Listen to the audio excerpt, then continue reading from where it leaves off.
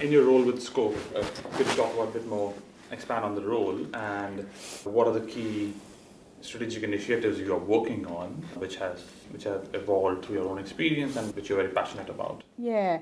So my role at Scope is Chief Operating Officer for Victoria, which means that all service delivery reports up to me. So that is all our SIL accommodation, which is over 300 sites, and it's a very large portfolio. Our social connections programs, which traditionally were day and lifestyle programs or day programs, our therapy services, and then also at Scope here, we have a wonderful arm to our business that we're very proud of, that's our Communication Inclusion Resource Centre, and they do a lot of things around access for communication and disability access nationally, internationally. They do some really good things, and a lot of their work is grant funded or mission funded from the organisation. 85% of what we do here at Scope is SIL, so supported independent living. We have a real mixture in our service offering here.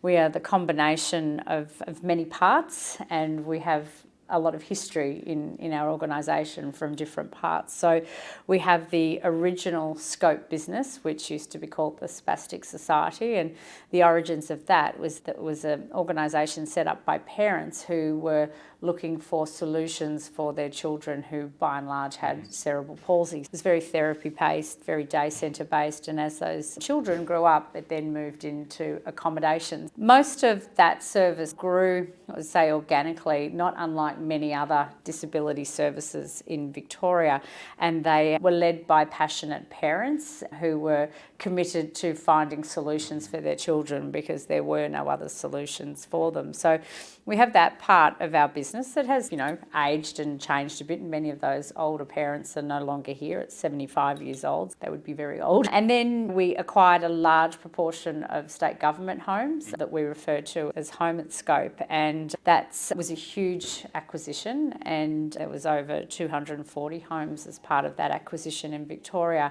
And many of the people that we support in those homes were some of the last in the state to be deinstitutionalised. So they came out of institutions into homes in the community, which means that they've lived in institutions for a long time in their life, and that has impacts on them. It also means that some of those people don't have families. They were given up and put into an institution.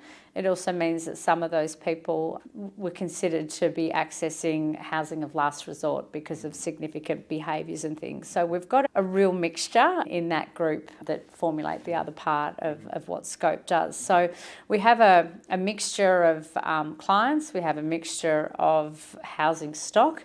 A lot of it is not purpose-built for the needs of the people that we have today, and there's various amounts of work being done around all of that, and also our workforce has come from different parts as well. Powerful. Thanks for sharing